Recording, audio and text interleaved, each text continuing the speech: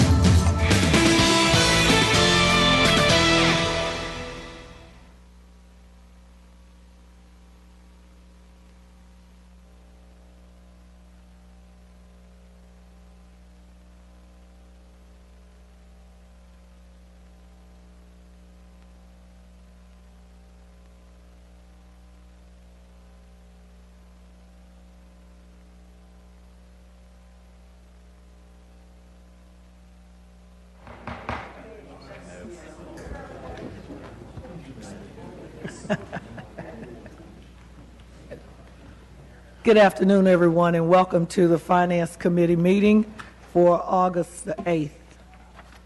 We have a revised agenda. We have an added item, G7, for the SOAR contingency funding. We have 7 general agenda items and several consent agenda. As you know, the agenda is 2 parts, consent and general, and we'll go ahead and take the consent first with council members pulling for discussion or questions as of. Are there any consent agenda items to be pulled? C2 and C4. Councilmember Burton. If there are none, I move approval of the balance. I second. It's been moved and approved that the balance of the consent agenda, may I have a vote? All those in favor say aye. Aye. All those opposed. We'll start with the consent agenda.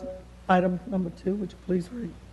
Item C2, resolution approving a public-private partnership contract with Whitaker Park Development Authority in accordance with NCGS 143-128.1C, North Ward. Mr. Page, will you want to start off on this? Any questions, Mr. Councilman, may I have? Okay. Just for the public understanding of what this is and what we're doing with this. Okay. Good afternoon, Chairman Adams and members of the Finance Committee. This item actually approves a contract with the Whitaker Park Development Authority to act as the preferred developer using a public-private partnership with those statutes are 143, 128. What they'll be doing is actually hiring contractors through this process to do the work within the Whitaker Park redevelopment area.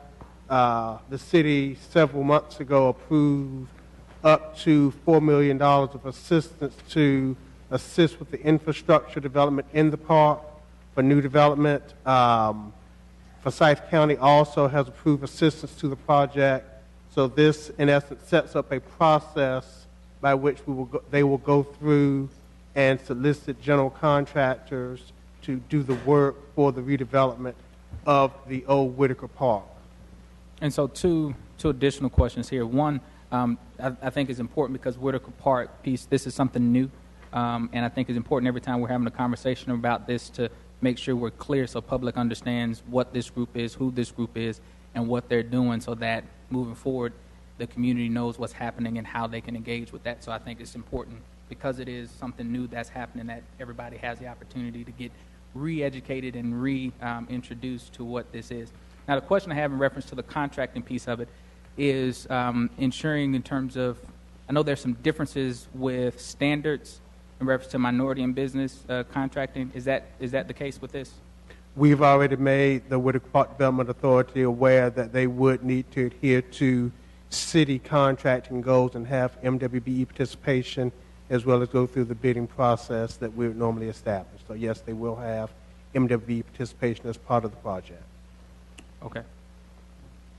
Yes, Mayor Pro Tem. I would hope that by Councilmember Adams sitting on that and how we have talked about the importance of diversity I've had a concern, Mr. Leak knows I've had a concern with one group that he's with. There's not the diversity that I think should be there, but I would hope that we will be very mindful that we will respect the interest that we have, this council person, that you will put what needs to be for us to understand that.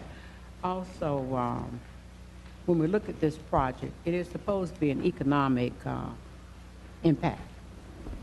And whatever that we as a council through you, I would hope that you would keep us well informed. Councilwoman. Thank you, Mayor Pro Tem. Any other comments? Councilman McIntyre. Just a question on when we might hear something on any potential projects out there. I mean, I know you guys are in the middle of talking to people, but is there any idea when we might hear something on any substantial projects? Playing it close to the vest. Okay. Thank you. I know you'll tell us. Okay.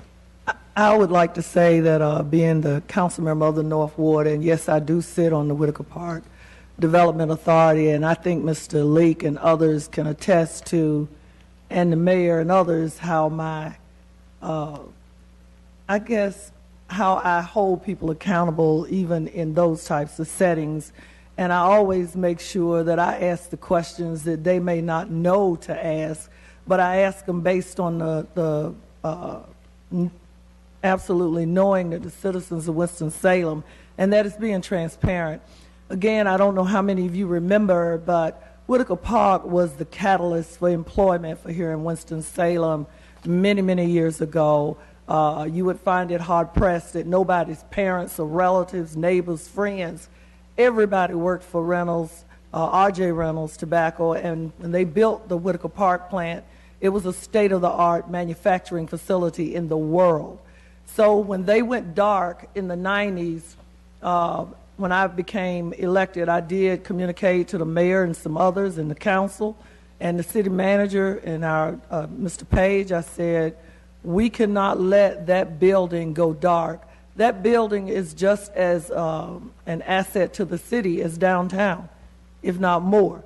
It may not be as historical in nature as the other tobacco buildings, but we're hoping that that will be a catalyst to spur 10,000 plus jobs here in the city of Winston-Salem through various industries, operations, businesses, and other things. So again, I'm looking forward to it, as Mr. Leak has kind of been mum's the word right now, because we did sign off on letters of confidentiality that we cannot discuss the things that we're doing to try to bring industry here. But I can tell you I'm very excited, and I can't wait till we can announce whatever some of the things we're working on. And the council, again, as we move forward, I will always keep you posted as to where we are with this. Yes, ma'am. The mayor's not saying anything, but of course, he and I had conversations that I felt it was important that the representative of that ward sit on there. Correct. And it makes her I don't know how many females, but I also been very careful in communicating that it ought to be diversity and that we should have women sitting there who can come back and give us reports. And he did follow through to make sure that we do have Councilwoman Adams, who will be the person. Thank you. Keep us up. Thank you. Any more discussion? Move approval. Second. It has been moved and properly seconded. Item C2. All those in favor? What? All those in favor? Aye. All those opposed? It's been moved and approved. Item C4. Item C4, consideration of items related to the Brown Elementary School site, East Ward. This is in Mr. Councilmember Montgomery's ward. Yes, I'm going to need whoever can come and talk intelligently about this, because I have a whole bunch of questions.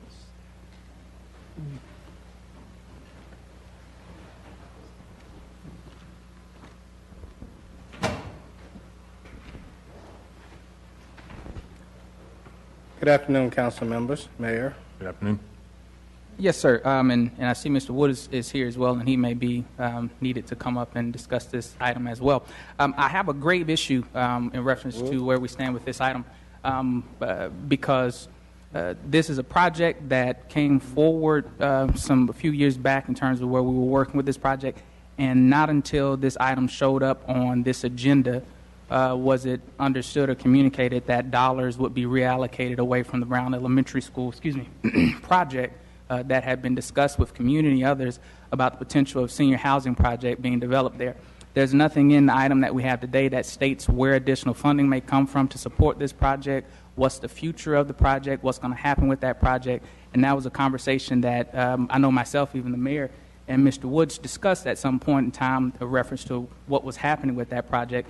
And today it seems as though the funding sources that have been allocated here locally for that are no longer going to be there. And as a council member there, from the Housing Authority nor staff have I heard anything additionally from that. And I intentionally waited to see if anyone was going to reach out in reference to this, and that did not happen. And so the community has been told at different points that it's going to be a senior housing project developed at the Brown Elementary School property. And now there's a vacant building that's boarded up that we have calls around consistently of what should and shouldn't happen there. And so what I've been voicing to community is what had been conveyed to me about the development of senior housing. And so today we stand with something totally different, or at least a change in direction or speed in which we're working to that. And I have nothing to share in reference to what's been shared with me.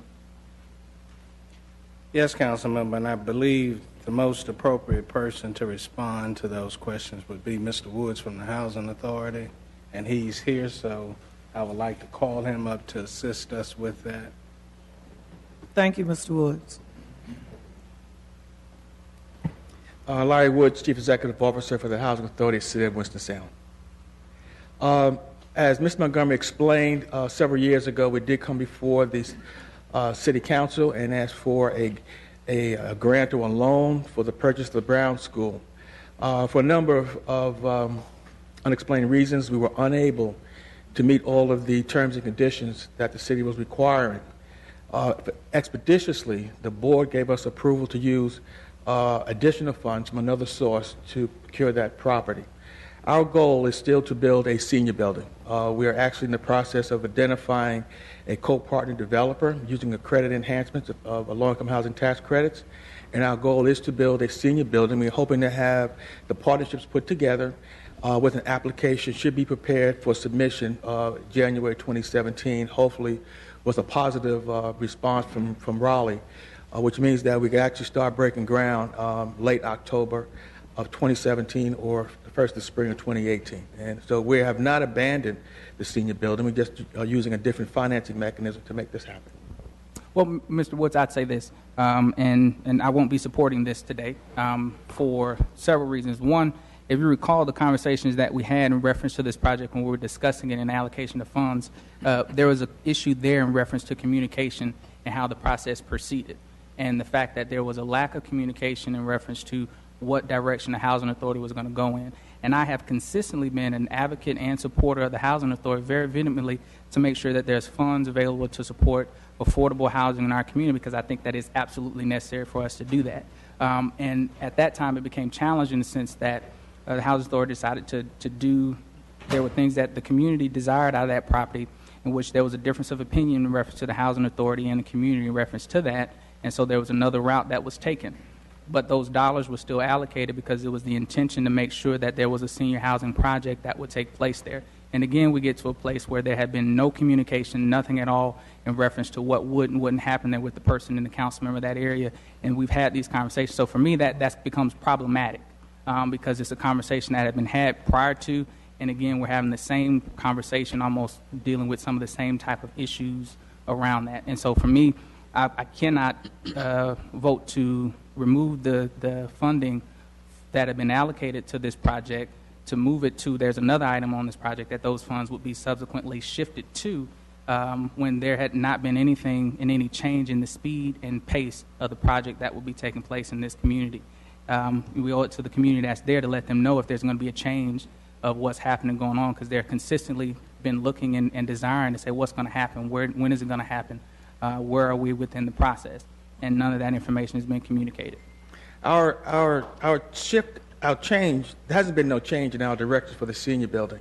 Raleigh, the Raleigh Housing Administration only has a 9% submission once a year. Our goal was to try to put a submission in for this year. 2016. We were not successful in meeting all the requirements. We then went back out and we decided to go a different route in terms of how we would bring in a developer, because we knew we needed an enhancement for the 9% tax credits, and we believe we have that enhancement now in hand, and we're now seeking a developer. Again, it is still a senior building. We have not shifted. We have not changed our position. We've told the church members at Shiloh that it would be a senior building, and that's our goal. We haven't made any changes or admissions of wrongdoing. So you won't seek any city support on the senior development? At this point, we don't see, the Housing Authority is not seeking any city financial support. There may be a letter of support for our project, but at this point, we don't think we would need any city support. And this issue actually came to our attention as we were discussing something on the general item agenda that's on today's agenda. That someone, Mr. Brooks, brought to our attention that these funds had been allocated and had been sitting in abeyance. And I told him we apologize, but we have already closed. We've settled up. The property is ours. We keep it boarded. We keep the grass cut. We cover all that cost, and we're still moving forward with the senior building, which is in compliance with our overall master plan for that area. And so we haven't changed, and so Mr. Brooks asked us to send a letter in formally requesting that these funds be rescinded and to be reappropriated according to city's finance and city council's desire. So that's what we're doing. But again, more specifically, will there be do you anticipate the housing authority or developer requesting city support for a housing project there? I can only say at this time is that the housing authority doesn't see the need for city financial support at this time. Now, we're identifying our development partner with an enhancement.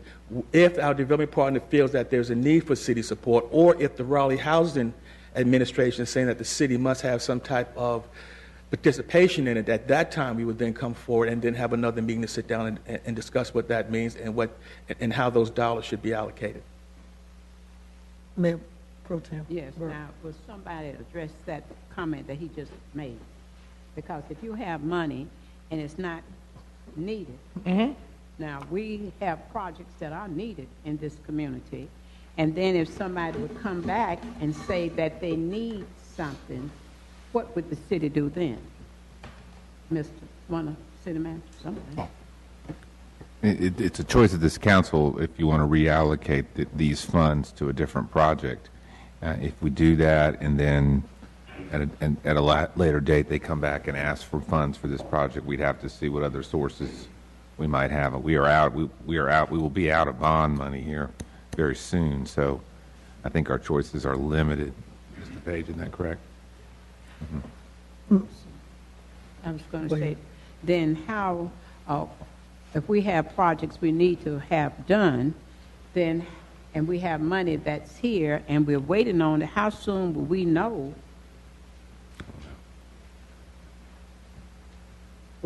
Oh, for me, the application process is as follows. I think there's submission in early January through March. The problem there is that we won't know if we would actually need the funds until May or June of next year. And again, what we didn't want to do is have these funds just sitting there, we knowing full well, once we knew that they were still available, that we would not be using them. And as you said, we think that the city has other projects that they could allocate these funds to. Now, if we come to the city and there's no funds, there's no funds. But we didn't want to hold up an allocation that the city had made to us, and we're just sitting on it, and we know full well that at this point we can't guarantee that we're going to use it. Yes, Mr. Page. Chairman Adams, the other thing that we've done in response to Councilmember Burke's question is that sometimes, and Mr. Wood sort of alluded to it, he may not need the funding for he may need the commitment in May or June of 2017, but may not need the actual funding until a later point in time. And in case like that, what we've been able to do is sort of work something into the CDB, the con plan, and work through CDBG or home funding as another option to try to fund projects like this out in future years. I think one of the things, too, I'm hearing from the council, the committee is, and I think we've been there before with this, is that when we allot money or allocate money to different programs, and and entities and organizations, and they find that they don't need the money for the project. One is we need to be notified very quickly, because as Councilmember Burke said, and even Montgomery, there are other projects. Council members always have projects that they want to get done. I also see, again, that I think we really need to put a structure in place. I don't know where we'll do this at. I know the staff reviews these commitments and these projects, but at some point we're getting, and I did say this to the city manager, we've got so many projects going on. Council now is at a point, I think we need to have updates on where our projects are and where we are, even financially, so far as the money, whether it's the community development block grant monies, the housing finance monies, all these general funds we have, and everything else. I think that would help with the situation as well. And another one that I'm hearing the council member from the ward say, that we've heard this before, it pays for people who are doing business in our wards to contact us and have conversations, not just at the beginning of the project, but in the middle of the project, if something changes that we should be made aware of, just to keep us in the loop as to how we feel. Is that what I'm hearing also from you, Council Member Montgomery? That's also the case, but what I would say is that, Mr. City Manager, you know that I have an annual project list plan that I meet with you and staff on every month in reference to items that are happening in my ward that the community has identified and myself has identified. And the Brown School project is specifically in that plan, and there was absolutely nothing that came back in reference to that when we met. And so to me, it's on both sides, where there are items where nobody is informed in reference to that. So it's on both sides. Did you want to say something? Well, I'm going to say, to have projects that we need to have done in the city, and the money should not be somewhere sitting. It should be used. Throughout this, and the mayor can say this, we found, and Mr. Page has also said it, when a project needs it, we have been able to find it. But to have money just sitting somewhere, that's poor business. Yeah. And I will also say, in reference to Mr. Woods, as far as the neighborhood choice, he has kept me well informed. Every time, but that's not the neighborhood, I'm talking about neighborhood choice. And I've been well informed about what's going on, and I think also some of the rest of us have heard about what's happening. And I want to let you know I appreciate how you make sure we have our meetings and we talk about how it's moving, because until we change the neighborhood, the choices that we make up there won't be making economic impacts in the area. Thank you. All right. Yes, Councilmember McIntosh. Does the changing of the financial structure affect what the finished product is going to be? No. From a timeline standpoint, we'll see some delay, correct? The only delay is the fact that there's only one submission per year for the housing tax credit. So when we missed the 2016, we had to wait a full year for the 2017. So this $319,175 that the city was going to supply, you're telling us that you've got in your stack, you've got that replaced with another? That was replaced 2 years ago with some additional, with other funds that we've had that we were going to use on another project that didn't come through. So the board gave me the approval to buy the property with our own funds. The money that was allocated here was to help with the purchase. We now own the property. We own it now for over 2 years. So we're no longer needed for the purchase of the property. Okay. We own the property. Okay, thank you. Mm-hmm. Mr. Garrity. A couple things. Every year we do a fund balance report that's detailed that comes to City Council at the end of the calendar year. In there we go through, one of the areas we always look at is the Housing Finance Assistance Fund, and we show all the things that are earmarked. I'm sure in last year's report it would have still showed this money as being obligated. So at that point we thought it was still, that they still were going to use it. According to Mr. Page, the first we were notified that they weren't going to use the money was in this letter in July, correct?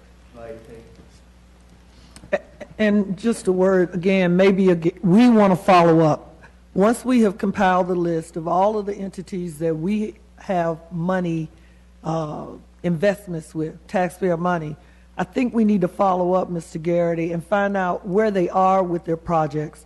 We have community development block grant money that's been sitting out there for years that people have not used for whatever reasons. And I think it's, as the council is saying, it's unfair to the taxpayers that we can use this money for some other projects, and when they come back around, we'll figure it out when we get there, but I think we need to do that. May I have a motion for item C4? Madam, I move for approval for item C4.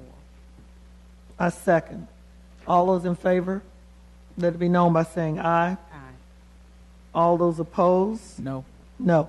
Madam Mayor, just since you brought up something, we have some money that I think, as you're asking the city manager to make us well aware, there's some money with some other agency, I'm not going to single out, but we've got some money sitting aside with them, I do believe. Do we still have that money anywhere just sitting there? With Habitat, you said, or? Yeah, I thought that we had some money with that. I may be in error. Mr. Brooks? Okay. Yes, at one point, and I haven't checked recently, but at one point there were allocations for Habitat that dated back as far as 2009. We had a conversation with them, and they started committing the money. I don't know at what year they have drawn down, but at one point, yes, there were funds that had not been drawn down that had been allocated as far back as 2009. Mr. Woods? Yes. Councilman Montgomery has another question. Thank you. But it's more of a comment, and that is in reference to projects, and I would request that projects moving forward in community, that the community is kept up to date in reference to what's happening with those projects much more clearly. Because this, when it comes to the Brown School property there and the opportunity for that to transition into a senior housing facility that the community would benefit very greatly from, I think it's something that is a potential asset. As you stated, it's not something that you all have abandoned or walked away from, but the fact in which what continues to seem to be a delay in the project, none of that additional information has come forward, and I think that is due diligence on your part to make sure that the community around understands and knows what's happening, going on in that, because there's been a vision that's been laid out, and there's been certain expectations that people are looking for within those projects along the corridor that's within the Cleveland Avenue master plan area. A simple request. No problem. Thank you. Thank you. And Councilmember Adams and Burke, I do recall we did have a conversation with Habitat over a year ago about those funds, and they have been drawing the funds down. But prior to that conversation, yes, the funds were there, and I can report to you where they are now, but they did start drawing the funds down. Thank you, Mr. Brooks. But again, I think my request is, again, that staff put together, Mr. Garrity, the names of those organizations and the balances that they have left. Mm-hmm. We can go back as far as 10 years as you like. I don't care. I said, but we need to know where we are with some of these organizations and nonprofits that come to us every year and others, and they get the money. But then, like I said before, do we really know whether they're using the money as, that it was requested from us? And if not, then we know we have so many new organizations that come every year that do a very common good in our communities that need that money. And we can't give it to them because we don't have it. So I'd like to see us follow up with that, if you please. Thank you. We finished the consent agenda. We're moving on to the general agenda. We have 7 items. Madam Secretary, please read the first item, G1. Item G1, consideration of an item related to financial assistance to Golar Community Development Corporation. Mr. Page. Good afternoon again. Chairman Adams, members of the Finance Committee. This item is a request from the Golar Community Development Corporation that the city's been working with about a year and a half now regarding the development of a hydroponics and aquaponics job training facility.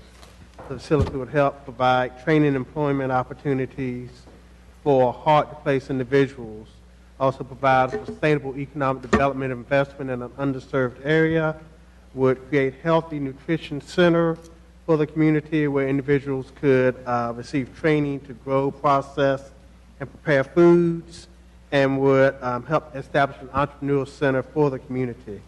GOLA's been working, as I mentioned, for over a year with some of its community partners, including HOPE, the CIFTEC, the Workforce Development Board, and the Ministers Conference. They've been able to identify a site of approximately 3 acres on the southwest corner of Kimberly Park near Northwest Crawford Place and Pittsburgh Avenue in the North Ward. So the item that you have before you today does a couple things. One, it authorizes the city to turn into a 25-year lease with GOLA to utilize that portion of land, and it also authorizes up to 3 25-year extensions to GOLA. It also authorizes GOLA to enter into a sublease for up to 50% of the land. The lease portion of the agreement that you have before you has been heard by both the Recreation and Parks Commission and the Planning Board, and both bodies unanimously approved the request back in July. In addition to the land lease that's being requested by GOLA, they've also placed a request in for assistance totaling $962,000. That funding will be used, $485,000 of that, which would come from the general obligation economic development bonds, will be used for pre-development costs as well as construction and equipment for the actual job training hydroponic facility. The remaining $477,000 would come from the Economic Development Project Fund over a 2-year period and be used for operations. Once the city completed its 2-year commitment for operations to GOLA, that'd be the end of the city's commitment for the project. I happy to answer any questions today and have representatives here from GOLA, and I believe hope to answer any questions you may have. Councilmember Montgomery. First, I'd like to say thank you to GOLA, and then say thank you to Councilmember Adams for being a staunch supporter and pushing the city to be innovative in how we look at different opportunities and finding a partner in GOLA to be able to look at this. I think that this really will put Winston-Salem in a different light across the state and even in the region in terms of what we're looking at and how we're approaching hydroponics and the opportunity for the job creation. And that's the point that I want. I don't know, Mike, if you may be able to add a little bit more around some of the job pieces that we see the potential with coming from this. Mr. Suggs. Madam, may I just say Yes, this? Mayor Pro When Tem. you look at this word hydroponics, a lot of people need to have that defined clearly, because those are some of the words that we're seeing. And then when you go to the aquaponics, that needs to be defined real clear with Yes. different words. Sure.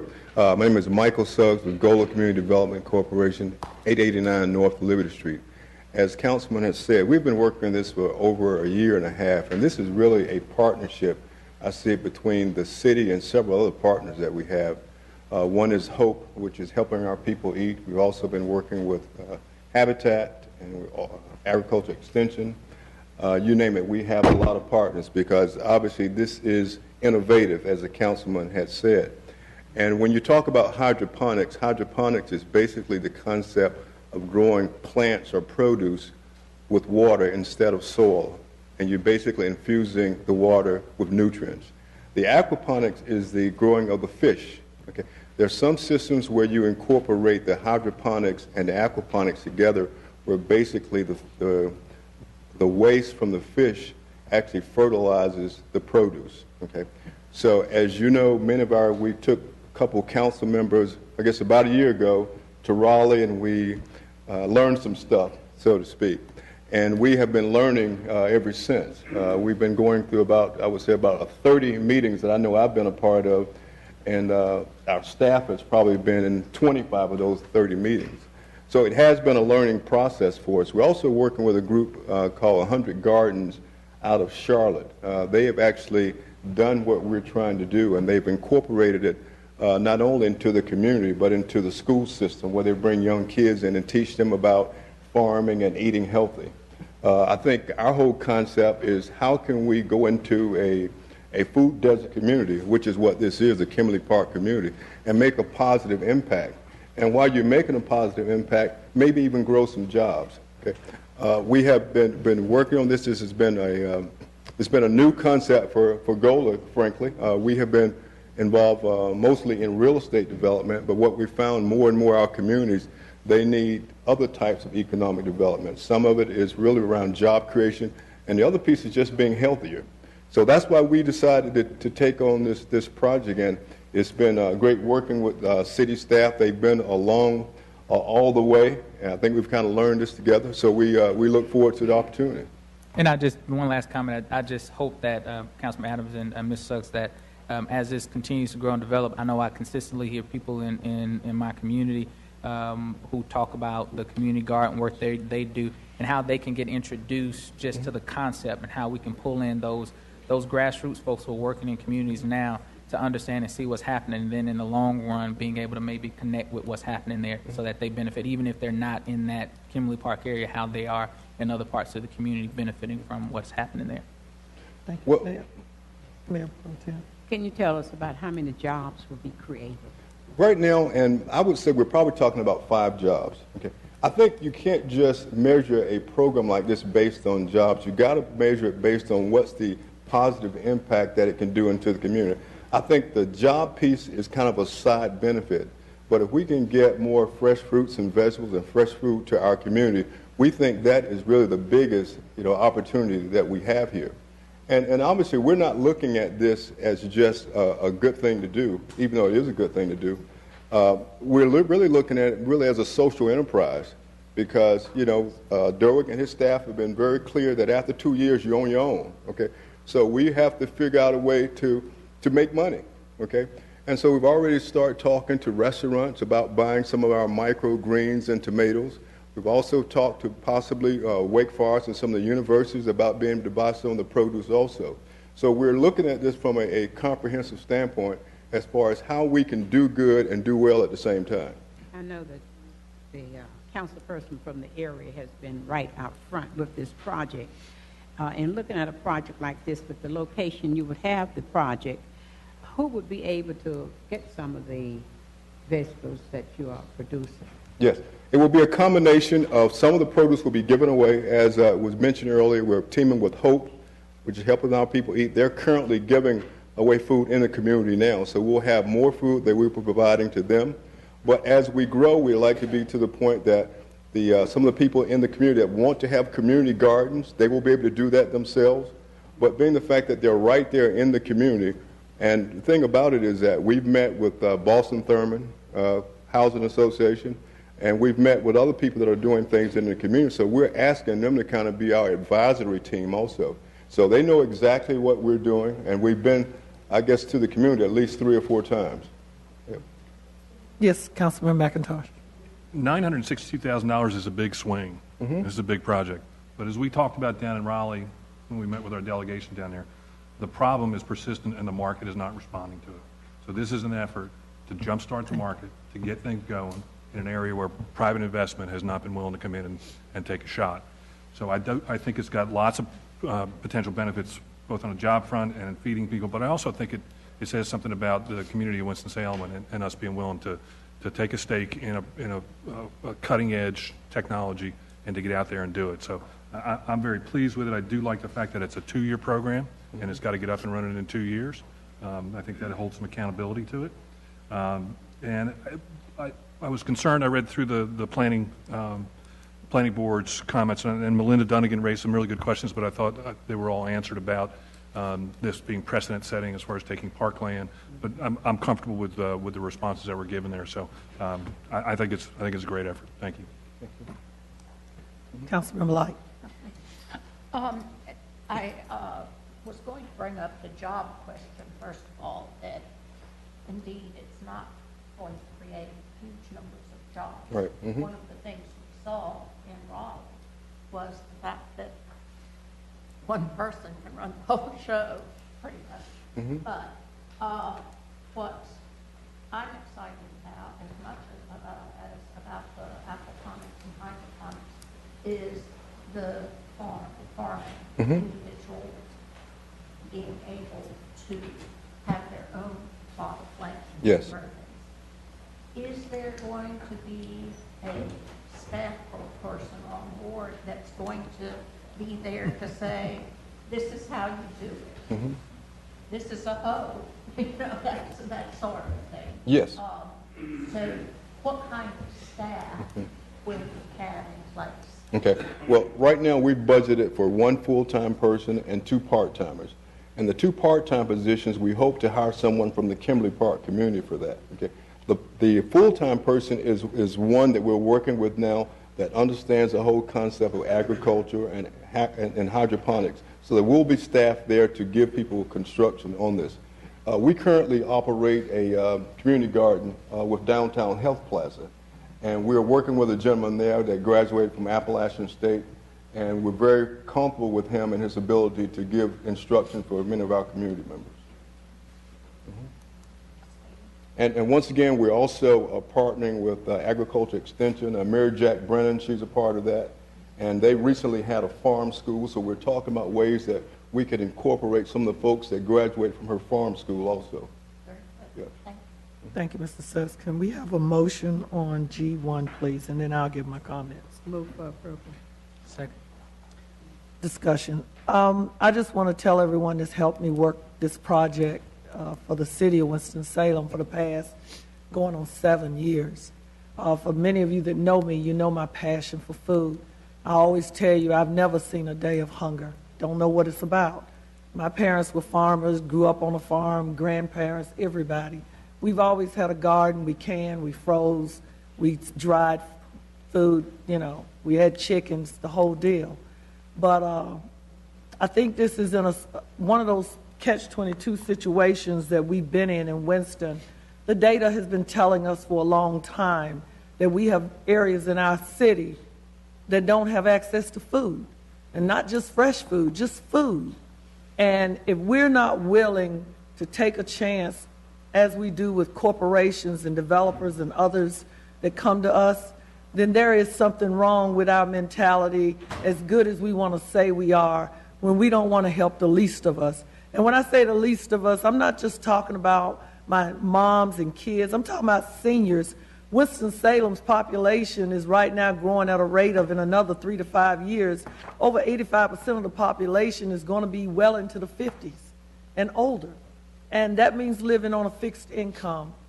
There's a lot to go with this, as Mr. Suggs knows, and the Tennills and the Forsyth Extension. And as he said, I'm on a lot of those governing bodies. We helped change the ordinance for agriculture farming in Winston. Councilmember Light and some of us, we voted that people can have 5 chickens so you can have fresh eggs, And we're moving. I've asked the city manager to look into Winston-Salem having a food policy council. We see those in other cities, urban areas, and I'm not talking about the county. The county has been doing this a long time, but it's basically for rural farming. We're talking about urban density and people being able to have food. We have already the city of Charlotte, Councilmember LaWanna Mayfield. We were at the North Carolina Black Elected Municipal Officials Conference this weekend in Greensboro, and one of the main topics that kept coming up amongst the urban core cities of North Carolina was hunger and food deserts, and nobody willing to take a chance to put grocery stores in our neighborhoods.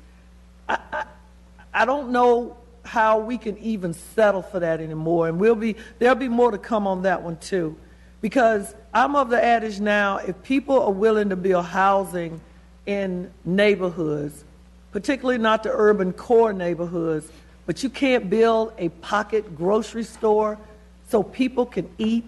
They say the numbers don't add up. That's not true. We still go and buy groceries and food and milk and butter and eggs and bacon for our families. So why wouldn't anybody want to take a chance on that? And if I can convince my council members to go with me on this, I think we go out and recruit a grocery store or persons, and we set them up in business, and we become partners with them. And we take that and cut, copy, paste, and put it in every one of our communities that are known by the federal government as being a food desert. Again, I want to thank Mr. Suggs, and I want to thank the staff, Derek Page, Richie, and others, planning, Kirk, everybody that's worked with us on this. I just thank you. Now that I've had my comments, all those in favor? Aye. All those opposed? It has been moved and approved, and I am truly, truly happy and passionate, as you all can see, about this. No. More to come, more to come. May we have the reading of the second item, please? Item G2, resolution authorizing modifications to a previously approved economic development project with Caterpillar Incorporated. Mr. Page. This item is a request from Caterpillar to modify an economic development agreement that was approved back in 2010. Under the proposed modifications, there'd be two modifications. One is to add a wholly owned subsidiary, Progress Rail Services, to the agreement. And the second would be to change the definition of cessation from 196 full-time employees to 100 full-time employees. That's not to say that their goal is to have 100 employees, but that's the definition of cessation, would be 100 employees. So if they went below 100, then there would be clawback provisions, and it would be considered closure. The company anticipates, as part of a transition over a year and a half period, that it could drop down below the 196 jobs currently defined as cessation in the definition, but they anticipate that ultimately they may stable out somewhere around 200 jobs, maybe a little bit more, in the first couple of years. In exchange for these modifications, Caterpillar would agree to extend the terms of the agreement an additional 5 years, so the agreement will now run through December 2027. If at any time the company was below the original investment of $425 million or the original jobs of 392, then there would be a reduction in the amount of the annual incentive payment that they would receive. Happy to answer any questions you may have. Have representatives here from Caterpillar as well as Winston-Salem Business. Mayor Pro Tem. Yeah, who is the representative? We going to ask them? Yes, Mr. Leak and Caterpillar representative. Or Progress Rail. Who are you representing today? My name is Eric Newkirk from Caterpillar, and with me I've Heather Robinson, facility manager here in Winston-Salem. Madam Vice Chair and Mr. Montgomery, committee members, as you know, the city taxpayers have made big investments for companies. I have been one of the elected officials who believe that you give incentives. But if I were to look at our program and what we do in bringing companies here, giving them tax dollars, I have not been satisfied and pleased with the number of employees or people who live in Winston-Salem using their tax dollars and the diversity of the companies. And I've said this to Mr. Lee on more than one time. It's a disappointment. It's a disappointment when we look at the taxpayers and we tell them that we're going to bring job opportunities in here, madam. And then when we look at the number of jobs, and of course they say some are not qualified and they're not trained. But when we look at the number of jobs that the taxpayers who live directly, I know this is a city and county project. And I want to ask the question, with Caterpillar, how many actually citizens who live directly in Winston-Salem have been employed with your company? And when you decrease the amount of employees that you're asking us to do today, then how many of those will still be residents who live and pay taxes in the city? Thank you. Thank you, Councilmember Burke, for the question. As of right now, nearly 80 employees actually live in Winston-Salem proper, according to our records. And more than half of the employees at the facility live in Forsyth County. As you are aware, an economic development project of the size of our facility, which is an 850,000 square foot facility, as Mr. Page mentioned, a goal of 400 employees, which we both wish we were at that goal here today. That creates a labor shed that's typically within a normal commuting distance of about 50 miles. So as you know, we don't have ultimate control over who applies at our company.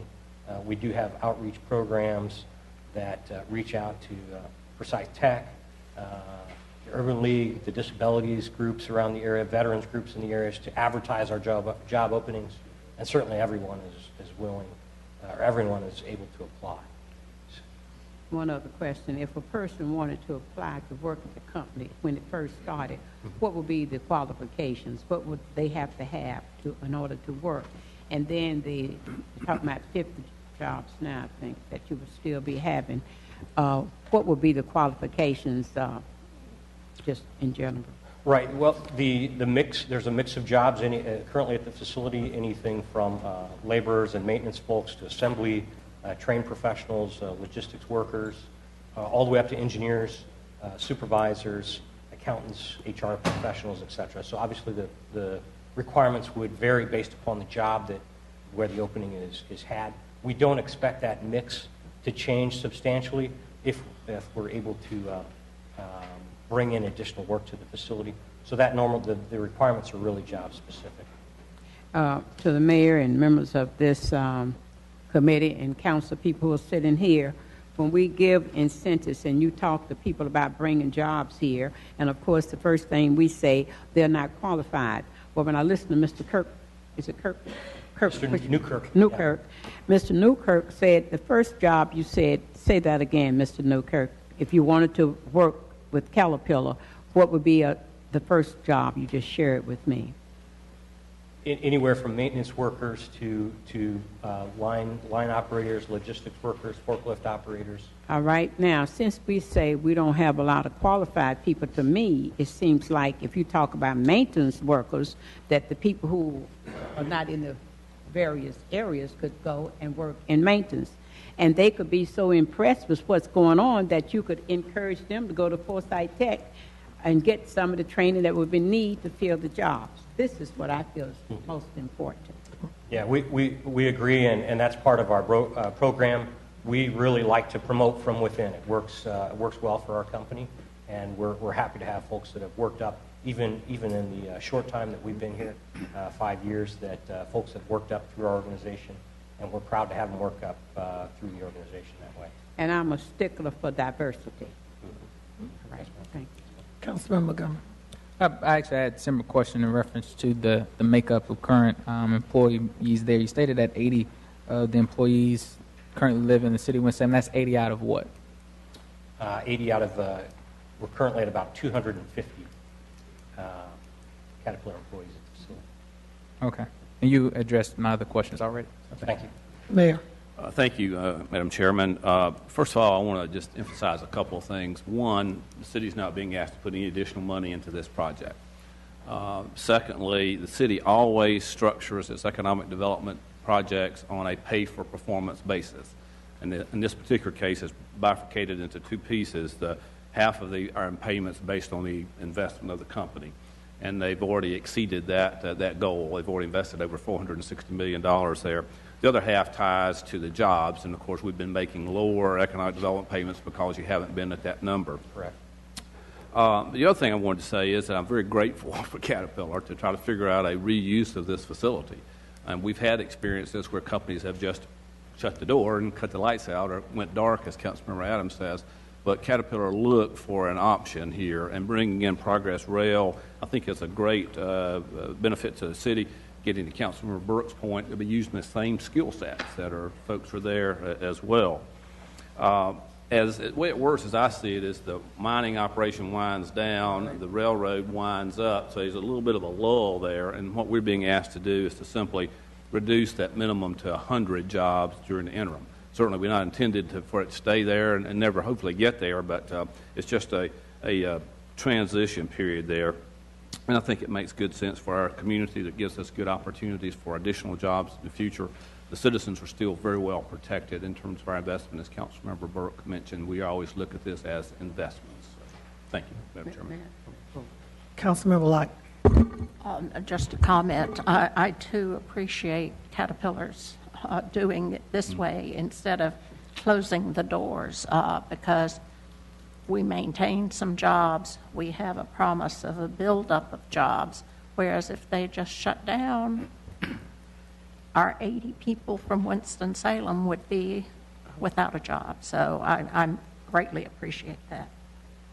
Councilman McIntosh. Thank you. I was encouraged to hear both yourself and your representative from the Rolling Stock, Mr. Newman, talk about just how great a facility this is. You could almost see the gleam in his eyes that he was going to be able to get hold of this facility, because I think it will. He looks at it as an opportunity to pull things together from other older, aging facilities and really be first class. And that to me said a lot about the direction of where you're going. To go back to the mayor's talk about the 100 full-time employees, that number to me, I view that as unsustainable, and I think you guys look at it that way as well. And so we're not looking at 100 employees for any significant length of time. If we were, I think we'd be having a different conversation. But we know that you can't operate that facility with 100 people working. You've got to have, a much higher workforce to make it pay for y'all. So that gives me a confidence level as well that your heart is in this and your pocketbook's in it as well. So thank you. Thank you. I think those are fair comments, and we don't have a goal of 100 employees ever, right? Even in the short term. Councilman Burke. In the conversation that the mayor made a statement so that the people who are here and people who may be listening will not be misunderstand. We've had companies to leave, but in leaving, we were also the incentive that we gave, we got it back. I think we need to say that clearly, because if you're just talking to folks and are not keeping up with government, they think maybe we had competence and the incentives were lost. But they had to repay us. They just didn't walk away. We lost jobs, but we did get the money that we invested. Right. Councilman Montgomery. It was just, and this is something I've raised before in reference just to the number of jobs, and I understand that there's a larger number that's within the agreement, that's the true goal of job creation that's there. But I just think that when we think about it from a public standpoint and look at what's the lowest number that could be, that's oftentimes the thing that sticks out to them, because that's where it could go, and that's the leverage that's there. And one of the things that I wish we could have had in this was a timeline in terms of how long from a temporary status in terms of that, and that's not in what we see here, but just as a hard number at 100, changing that and as a permanent part of the agreement itself. And so that's an area that I think, again, from a public standpoint, that's going to be what they look at. Yeah, it's a fair point. The original agreement and target of 392 jobs remains, and that's still our target as well. And as Mr. Mayor mentioned, those the incentives are prorated off of that amount. So if we're not at 392, then the incentives are prorated accordingly. Again, we want to thank you for not locking the doors and turning out the lights. I like the fact that we've been able to reach some common ground with the council and yourselves to make this a win-win, not for us, but for the citizens of Winston-Salem. I also would like the information, if possible, that when we talk about the jobs, they're contract jobs. I'd like to know sometime or another, as we ramp down to ramp back up, what are the numbers on the contract jobs versus the full-time employment jobs? Because I kind of one of those people, I'm retired, I look at a lot of documentary and TV on what's going on in the world economy. And that looks like a shift is coming, and we need to understand it, even with you being in partners with you. I'd also like to see is to the council member Burke and Montgomery, I know you said you're doing job fairs with local organizations and partners. I'd like to see more job fairs within the city of Winston-Salem with some of these collaborative partnerships, because our taxpayers they're constantly asking us, and we all have people that say, I tried to get on at Caterpillar, I tried to get on at another place or whatever, and I didn't get in. And we know these people have impeccable credentials to do anything. I tell people in manufacturing, I had a degree, I had a little bit of manufacturing experience, but I thank God that Schlitz, Stroh, Reynolds, Secor, Johnson Controls took a chance on me. because I wouldn't be where I am right now so far as in my career. But I think, again, we're on the right track. I think the council and the county has decided that we're going to try to make this work and be supportive of you. May we get a motion on item G2, please?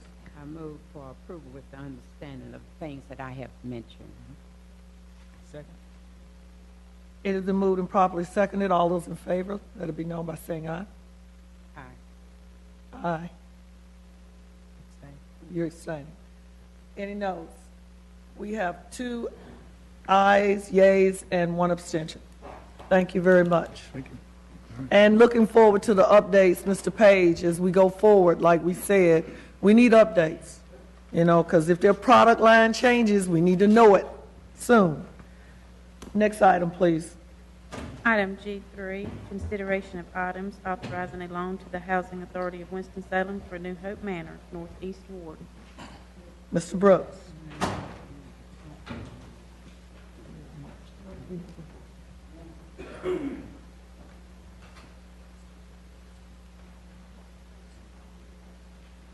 Again, good afternoon, committee members, mayor.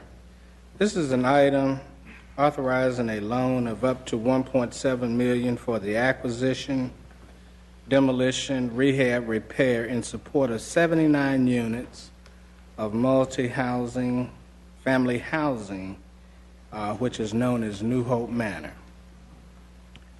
The Housing Authority has requested this money, and according to Halls, the vacancy rate is nearly 70%, crime in the area has increased, and the current owner is unwilling to continue to throw good money after bad in the form of lease enforcement, maintenance, or rehab. So there's very little work that's being done at the unit. City code enforcement records and experience show that the property is not being maintained, and we have, for at least the past 4 to 5 years, consistently conducted inspections at New Hope Manor. Also, according to Halls, there is over $2.5 million in outstanding bank debt, and the bank is willing to take a loss on the property. So, what Halls plans to do is to acquire and demolish 7 of the 18 buildings, which will reduce the number of units from 120 to 79. And the buildings to be demolished are based on the physical condition of the building, and once rehab is complete, Halls plans to operate the building as rental housing, and there will be no operating subsidy tied to the property, so it will be market rate housing. The property will be owned by a single asset limited liability company, which will be 100% owned by Forsyth Economic Ventures, Inc., which is a Halls nonprofit subsidiary. All the units will be 2-bedroom units renting for 475 months, and Halls has agreed to set aside 1 unit for the city to use to house families to move out when we have code enforcement action or other actions that may require us to immediately move someone out of a unit. Of course, the city will pay all the utilities and repairs on that one particular unit. The total cost of the project is $3.1 million. City financing would be $1.7, and bank financing $1.4, and we have that outlined for you in your package. These are preliminary numbers for the purchase price, and final terms of the bank loan will need to be negotiated. And Halls has not made a physical inspection of all of the units. The scope of work is based on an inspection of vacant units and Hall's past experience with similar projects, and consists primarily of replacing floors and doors, replacing kitchen cabinets, appliances, and countertops, repairing, replacing sinks, toilet, water lines, and servicing HVA units. Halls agrees to make a payment in lieu of taxes annually starting in the 4th year after completion of the project, which we don't expect to be taxable. This payment will be equal to the actual or estimated city property tax, but not to exceed $10,000. and the proposed financing is as follows. Funds for the demolition, rehab, and repair will be a deferred loan for 20 years and then an amortizing loan for 20 years at zero interest. During the 20-year deferral period, the loan would be credited the amount of the payment of in lieu of taxes plus the value of the rent for the city unit. For example, $475 monthly rent plus $10,000 pilot would equal a $15,700 credit. After 20 years, the balance of the loan would amortize for 20 years. Funds for the acquisition will be a deferred loan at zero interest that is due on sale or transfer of the property. The proposed fund sources are $320,000 in housing finance assistance funds, which were released from the Brown Elementary School project, and $1.3 in 2014 general obligation bond funds, which were rescinded from the Pepper Building project. Of course, you know the voters approved $6 million for housing neighborhood development, of which 1.3 is 21.6%. A total of $5 million, or 96.6% of the housing neighborhood development bonds would be approved for New Hope Manor, Ridgewood Place, Emmanuel Retirement Village, and 757. We wanted to give you some indication of how those monies have been utilized. An appropriate resolution and project balance is attached, and if the project proceeds in a timely manner, staff may request to use CDBG funds in place of part or all of the proposed financing if some funds by chance become available. And Mr. Woods from the Housing Authority is here and can help address questions on this project. Yes, thank you, Mr. Brooks. One of the things I want everyone to know is we did have a significant amount of people to sign up for this item as well as another item. Basically, both of them have to do with housing. Due to the fact that this is not a public hearing, and I expect there to be much conversation amongst this council, unless, and we have 4 more general agenda items to get to. I unfortunately do not see us being able to get to this list, but I will make sure that this list is given to Mr. Page, Mr. Brooks, and any others that, and the city manager that need to get in touch to answer or reply to any of the concerns on this paper.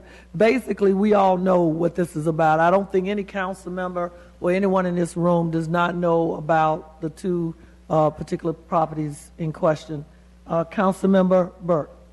Yes, Councilmember, Madam Chair, and committee, Mayor, this to me is a project that I know needs to happen, but it's a disgrace and a shame that we've allowed some investors to have some property and let people live less than human.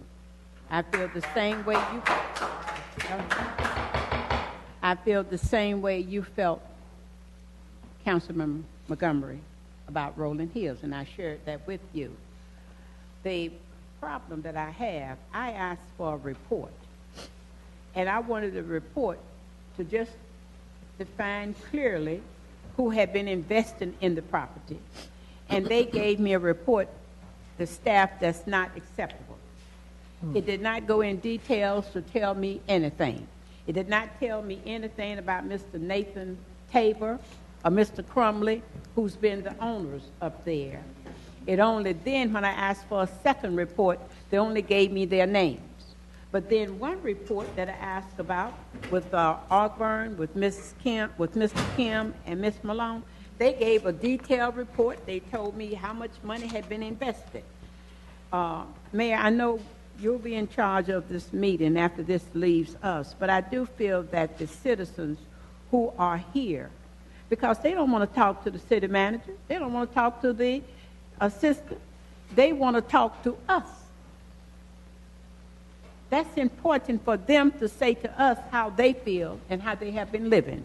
And I would hope, I know the time is running, as it is running short, with other things, but at our meeting, I want the attorney to address this to see if it can happen.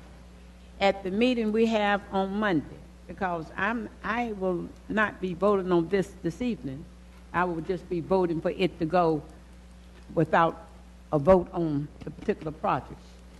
On Monday, the citizens are a spokesman from the group, it is not Burke Village. We took that name off with that degrading place over there. It is New Hope Manor. For them to at least let their spokesman have the opportunity, Mayor, to speak. We can do that. All right. Whoever will be the spokesman, the mayor has agreed that you will be able to voice your concern about this project.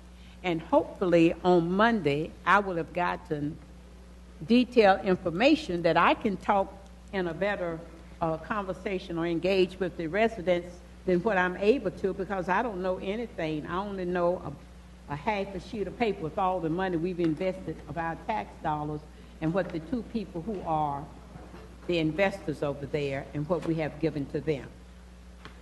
Okay. Madam, that's what I'm. Thank you, Mayor Pro Tem. Is it the consensus of the committee to move this forward without a recommendation? Councilmember Montgomery. Several things, references. One, I think that if we go around our community, go around the city, I wish that some of the issues that we see around housing, in my opinion, are criminal in reference to the way in which people who own property and rent property to people treat the property as though dogs and cats are going to live in it. And I think that we need to do and have in our legislative agenda, even though we know what the standards are in Raleigh now, to request more ability, even though we know that that's counter to what they're doing right now. But we need to send these type of images, these type of properties along with that, so that not only are individuals knocking on our door here in the city of Winston-Salem, but they're knocking on the door of their state representatives who have the ability to help have conversations with state legislators who help set our authority when it comes to what we can and can't do around housing code enforcement, which over the last 5 years have become much more restrictive and taken much more authority out of our hands. Now, that doesn't say that there's not things we can't do. And that's the problem and that's the thing that I think we have to do much more of, because people are living in conditions that I believe are very much atrocious. Now, when it comes to this project and what we have here, the comments that I mentioned before in reference to the funds that were being rescinded from the Brown School property, those same concerns carry over into this project. I have a problem not with what is simply desired to be done, which is to make an investment in this, but how we have come about where we are right now, that we have taken funds from another meaningful project in the community without identified source. And I know Mr. Wood states that Housing Authority does not have an intent of requesting for funds, but the fact of the matter is that if they're going to do senior housing, if they're going to use a LIHTC program, if they're going to request that, a developer or somebody is going to come back to this council and request funds to help with the project. And then we're going to be in the place of trying to identify where we can have funds. And it's not been in the past where if you have dollars set aside, that those dollars have been reallocated or reused for that same project in a different manner. And I think that we're putting some people in the middle of some things that should have been taken care of prior to this coming forward at this time, and how we got to the place where we are now. As well, one thing that is lacking here, even though this will be operated at market rate and it's stated very clearly what the current rent rate and rent structure will be listed, there's nothing in here that states that this project needs to be complying with our affordable housing ordinance because of the dollars that are going into this project. When that language needs to be accompanied with this, because they are receiving city dollars, and that language needs to be accompanied in any documentation with this, which it currently is not in any language that is here right now. And with that, how we have put together the financial pieces of this, Mr. City Manager, I find very, very problematic. And I think we need to do and look at this, but the way that the financial pieces have come together is a problem. Okay. Councilman McIntosh, then Councilman Belike. I've just got a couple of quick clarifications and then maybe one question that's not so quick. But there was mention of a due on sale clause at a certain period of time, but I would imagine that there's a due on sale clause at any point during the life of any loan that we have out to Hawes in this case. If Hawes were to sell this project, we would get our money back. On all projects with halls? Is that the question? On this particular one. On this particular one, I believe it is, isn't it? Yeah. I mean, I would assume there's just an acceleration clause that we would get our money back. Okay, and I know you went through great pains to show it here, but in the payment in lieu of the pilot program, so if over that first 20-year period, they were to generate the maximum amount of pilot funds, we would be looking at $200,000. So instead of amortizing $1.7 million over the last 20 years, we'd be amortizing $1.5 million. 20 years. Is that correct? Okay. In 2012, when the property changed hands from Pinnacle to the current ownership, there was a subordination agreement. There was a huge list of list pendants, things that needed to be fixed and were attached to the property. That went with the new ownership. And my question that I can take later is, were those things taken care of? And if not, will those list pendants continue to live on after this sale? And we would have to check on that. Councilmember Light. Okay, I'll show my ignorance here. If we have been doing inspection and found, it sounds like, horrible conditions, and, you know, conditions that have been ordered to be fixed, have we not been finding the owners? You only find an owner after an order has been issued and the unfit conditions are not repaired within the time frame specified in the order and the unit is still occupied. So when that occurs, yes, we do find the owner. And I think it would be fair to say, in this case, as with many others, we have a minimum housing code that only requires the minimum, and when you repair minimum, it's very hard to maintain it to a standard condition, and over a period of time, it quickly falls back into disrepair. And it's just a vicious cycle. And I do wish that we could have a much higher standard. But as you all know, we're working with the standard that we have to based on state law. Mayor. Just very briefly, I certainly agree with the comments Councilmember Montgomery and Councilmember Burke have both made about deplorable conditions. And Councilmember Burke and I have talked, and working with the city attorney, she's pulled together 2 workshops, sessions, if you will, with the residents of this with legal aid, which will give them some specific tools, hopefully here during the interim as this thing is trying to get worked out there, but try to help them as much as we can during the interim while we're trying to figure out some long-term financing. And I want to chime in with one comment. The state legislature, along with the lobbyists for properties, realtors, whatever, rental properties, have put together or putting together their standard for municipalities to be able to inspect and to hold people accountable.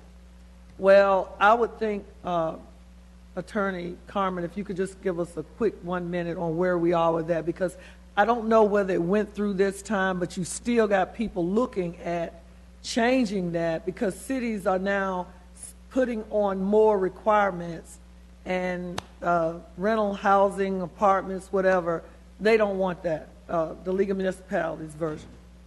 During this last session of the General Assembly, there was a rental inspections bill that would have drastically limited the number of inspections, in particular periodic inspections, and also rental programs that municipalities have.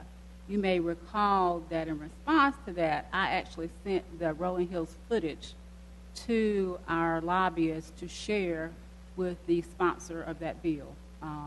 And because of that, there was some changes made to help the city with respect to Rolling Hills. But yes, there has been a concerted effort to cut back, limit, almost eliminate our ability to inspect property. That's right. Ms. Burke. Yes, I was going to say we can talk about this, but it's not the local elected official who can help make something change. It's going to take the bodies of people who live in cities to talk to the people who represent you in Raleigh, and it's going to take representation from you in Raleigh to talk with the people. Now, housing, these lobbyists, they get paid very well. And these landlords, they make sure that they're an association that pays lobbyists well. And not only do you have them doing this at the state level, but at the national level, these lobbyists. But you cannot sit at home and then we have an issue to come on a one time. You have to be consistent. And Mr. Brooks and I have been through this on and on about the minimum code inspection. And it also about if sometimes a landlord don't even have to let you in that piece of property to even look at it. And sometimes what we have to do is to take the police to let them know we have a legal right to go in. But for the same problems that they're having in some of the housing, as you asked to get a list of those houses, money we have, we're putting in certain places. There are some people living worse than what we've seen in Rolling Hills and what's that place? New Hope Manor. Yes. Just real quick, I just want to clarify, realtors, not all, very few realtors are, we use the term realtor. Most realtors. I'm sorry, Councilman McIntosh. I wasn't talking about you and yours. We can say real estate agents. See, I understand, and no hurt intended or finger pointing. But as I just like the council want people to understand, and the people that depend on living in these dwellings, you got to be engaged. You can't wait. We can't wait until it gets to a point where the house is falling in and all these bad conditions. I mean, when you vote, those people that you're sending up here for this council, those folk that you are sending to be for you on the county, those folk that you're voting to put down in Raleigh, whether they really have your best interests at heart. I tell people that the world as we know it, it has changed. But Winston-Salem, we're going to do whatever we can to hold those people, I know me and the counterparts, to hold those people accountable to not do these things that they're doing and they're not acceptable to the city of Winston-Salem. We're not going to have people living in conditions, and we know it's happening every day, that's like a third world country, because this ain't no third world country. And for those of you that condone it and you make your money from it, trust me, it's not going to be pretty. It's not going to be pretty. I need to hear from the committee whether we are going to move this forward, or you're going to put a motion on the floor to move this forward to committee, the council, without a recommendation. Naturally, as bad as I know this is, I know it needs to have a change, and I'd be less than a thinking person not to move it forward. I'm moving it forward with some of the things that have been asked to be changed in it. And Madam Chair, maybe what can happen, the changes can be discussed with each individual elected official before it gets to the floor on Monday. So we have a first, do we have a second? I'll second it to get it to go without recommendation to the council on Monday. All those in favor, let it be known by saying aye. Aye. Aye. All those opposed? All those abstain. 2 opposed, 1 abstention. Councilmember Adams. 2 for, and 1 abstention. I would just Mr. like Brooks. to say before I leave, as we all know, nothing is 100%. And I think there are issues with landlords, there are issues with some tenants. And I think we need to look at this from a holistic point of view. And maybe what we can do more that we haven't done is try to provide more support services and some type of case management when we have situations where we're working with our low and moderate income clientele in these supportive projects. So I would just add that. Thank you. Madam City Attorney and Council Member Chair Taylor, Public Safety, I know you start at 6. The balance of this agenda, what is time sensitive that we have to do something today? Or what are the choices we can make on the balance of the agenda in sending them forward? I know There was going to be a request on G6 to continue it to the September meeting. I'm Okay. not sure about the other items in terms of whether or not they're time sensitive. And I don't know if the chair of public safety would be willing to give you a few more minutes, or. Councilmember Taylor. If I may, Councilmember Adams, certainly I'd be okay with giving you a few more minutes. I'd like to say that there is an item that's additionally added to the agenda in reference to the SOAR program. Public safety will be reviewing that extensively. So best case scenario, I'd like to at least see it leave this committee without a recommendation so we can discuss that on Monday. Okay, thank you. Mr. Garrity. Chairman Adams, we can, item G4, the investment consulting services, that can be held. It's not time sensitive, so we could hold that Okay, a month. let's You want to hold hold that one? But I believe G5 is fairly time, is it? Okay, G5 and G7? G5 and G7. Okay. Madam Attorney, did you get that? We're gonna, Here for G6 too, that wanted to request a continuance. I don't know what Councilmember. Councilman Montgomery wants to make a comment. Oh, okay. Okay? Okay. At this time, go ahead. Okay, no, we're gonna go to G5. Please read. Item G5, consideration of an item related to the allocation of additional funds for the Patterson-Glen area. Good afternoon. I'll try to make this very quick. This project is a RUCA project located on Patterson Avenue. Mr. Amir is the owner. He is rehabilitating the old funeral home that's up near Patterson and Glen.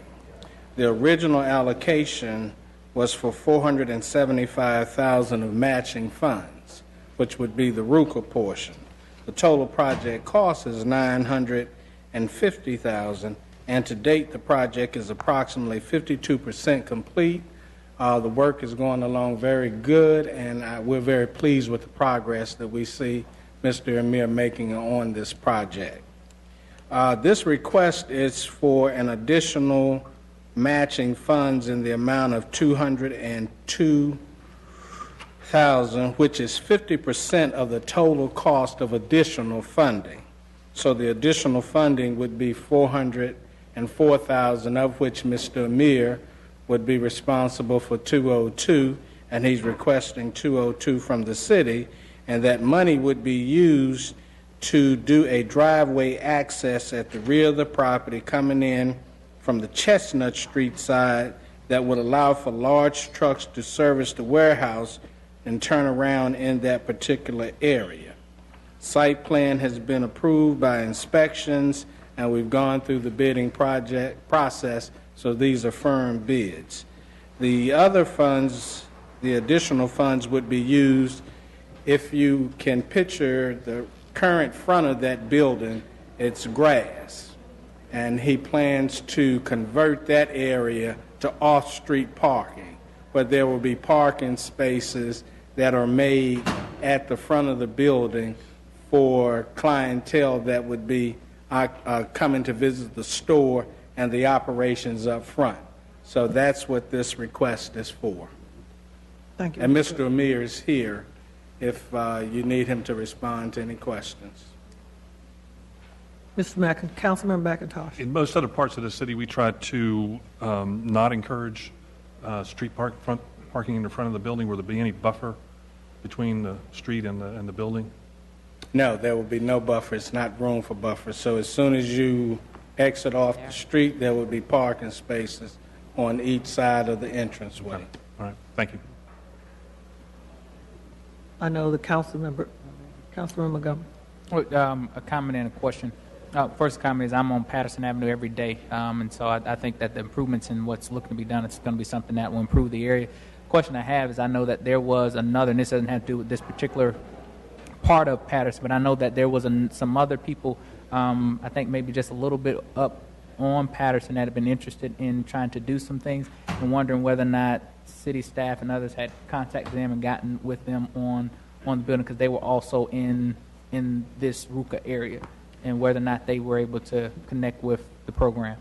Yes, we're working with two other applicants immediately to the north of the project. One has been partially funded and is seeking additional funds, and another is seeking funding to do some roof repairs and another part of a building that's there.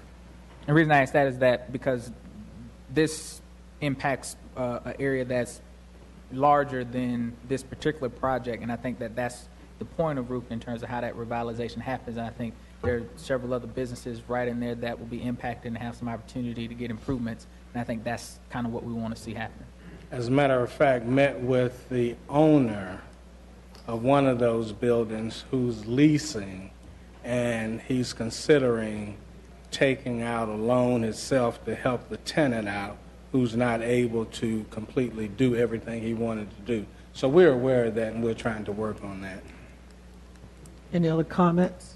I was just going to say on a regular basis, Madam Chair, I'm up there about every other day. I go to the post office every day, so I'm in the area. And not only are we working with them, we're also having a meeting set up to work with Phillips Lumber Company. We have a meeting, Krispy Kreme Donut, and also the Dairy Fresh, because they're bringing all those big trucks into the residential part.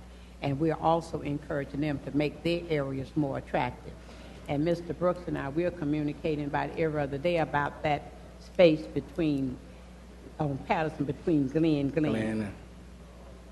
So it's not that it's not, and also the building that's being worked on, you wouldn't believe what has taken place. If you could have seen the inside of that building, that was the old Pepsi-Cola, 7-Up. 7-Up. That became a funeral home. It was a shame. But if you can see all the work that's done and the people up there working from 6 to 6 at night or from 7 to 7 at night. Thank you. Any other comments, questions? May we have a motion to... Move approval. Second. Is the moved and properly seconded? All those in favor, let it be known by saying aye. Aye. Aye. All those opposed? Thank you. Next item, please, G7. Oh, G6, Councilmember Montgomery. Comments from Councilmember Montgomery. Item G6, resolution rescinding the April 18, 2016 resolution of the Winston-Salem City Council expressing support for the issuance of revenue bonds to finance the acquisition, rehabilitation, and equipping of an affordable housing development, Rolling Hills Apartments. Yes, this particular item, as you all may recall, Council, from last week's full City Council meeting, I had a resolution drafted, asked the City Attorney to draft a resolution that would have pulled our support of the bond inducement that the new purchasers and owners of Rolling Hills were requesting from the city.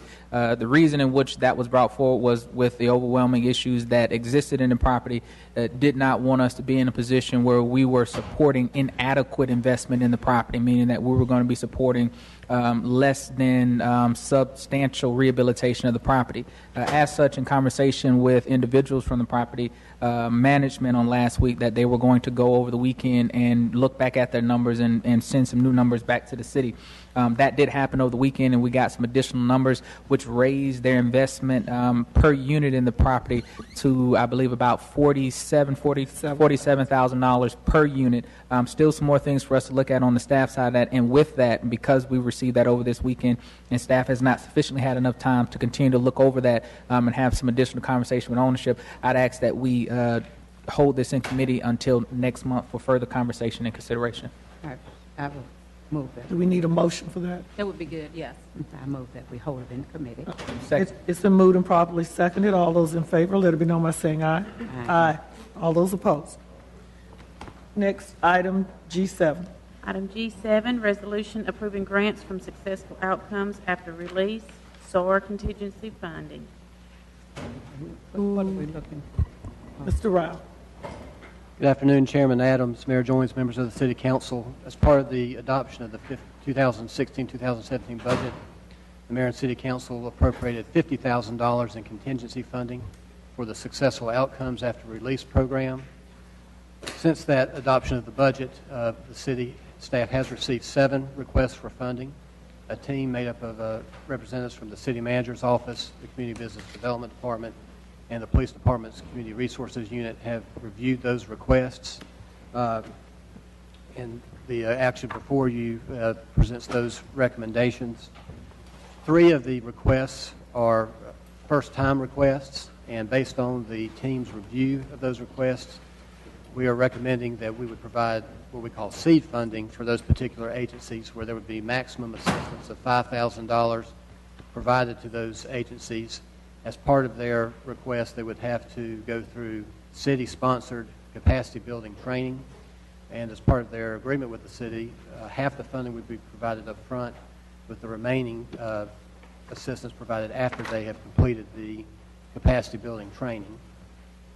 The total recommended funding amounts totals $40,000. The remaining $10,000 in contingency funding would be used partially to fund the capacity building training, and then the remaining funds would be available for other future needs. The remaining 4 requests that would not receive the seed funding, we would proceed to enter into agreements similar to what we do with existing agencies that receive city funding. We have to answer any questions. Thank you, Mr. Rao. Any questions or comments from the committee? I think it's good. You want to go to the? Yeah. I move that it goes to the, I move for the approval of it. Second. Okay. Discussion. No, just one, I think the SOAR program has been a great endeavor from the city, investing in our community, helping support organizations that are working with individuals at reentering our community and helping make sure they have a firm foundation. And I yield to the Public Safety Committee that's done a good job of working with more hands-on those particular organizations to see their work as they review it in the Public Safety Committee. I was going to say, Madam Chair, anytime we can find citizens who want to join us in a partnership to help make our city a positive place, we need to do everything we can to encourage that. And I agree. One of the things, again, as we move forward, as I've asked the city manager and staff, I know the committees and others get updates, but at some point, again, as we move forward towards the next budget cycle, council needs to have a day, Mr. Garrity, whether we have a special meeting, we need to actually see the people that receive the funds and hear about their programs. We need to do that. Councilmember Tell. Thank you, Madam Chair. In fact, some of them are here, but they will be in public safety to answer any questions and hear any concerns that we might have. So that's an excellent idea. We'll be moving forward with that in about 5 minutes. Okay, thank you. All those in favor of the motion, say aye. Aye. All those opposed? It's 3. Are there any other business for the committee? Madam, I need to say this briefly. There was an article in the newspaper, I was told, that they were talking about the Malone restaurant. And I felt that the city dropped the ball in the very beginning with the restaurant, and that Ms. Oakes had been a very good person and working very hard. She also had to work with the owner, Mr. Kim, up there, and he also did not do some things properly that pushed her further behind in getting her restaurant. And then the contractor who was working up there. There were things that was put in her way. And I would invite, I'm going to give this is public record, to any of the press who would like to read it to get a good understanding about what's going on, because a little bit of learning is a dangerous thing. And that's what some of you have who's been writing about this, and you need to know the whole story. And I was up there on several occasions, and I went into the place, I looked at it. It is a beautiful place. I invite you to go. Don't ask how it's going or what's going on. As elected officials making the investment we're making with her, we need to go up and see it. Have any of you had a chance to ride up and look at the facility?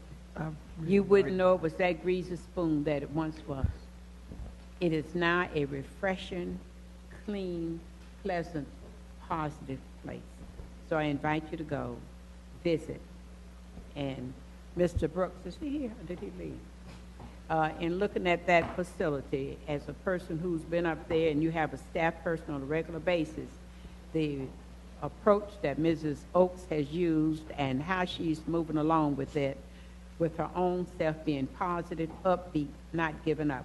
So what do you think about it? Oh, I think the end result is excellent. If any of you were to have seen what it looked like before and what it looks like now, I think you would all be pleased with the way the project looks. It's been a challenge, but a labor of love. But Ms. Oakes has been a trooper. She's had to endure a lot, and there were many challenges that we had to overcome. But I just thank God that we were able to do so, and to be at the point where we are today, and it's just about ready to open up. We had a final inspection from the health department. There were a few items that needed to be taken care of. As of today, those items are being finalized, and Ms. Oaks will be ready to open up within a very short period of time. But I think it would be good to make a visit so you could see for yourself the difference that you all have made by allowing her this opportunity to have her dream fulfilled and to get that facility fixed up. Plus, it's going to be a tremendous asset for the neighborhood. Plenty of folks are coming by on a daily visit wanting to know when the restaurant's going to open. And I'm up there every day, and I'm up there so much it seems like I'm smelling food when there is no food. Inquiring So minds please, want to know. when you get some time, or we can arrange for you all to do a tour of the facility. Thank you, Mr. Brooks. We have a motion for adjournment, please? So moved. We're adjourned.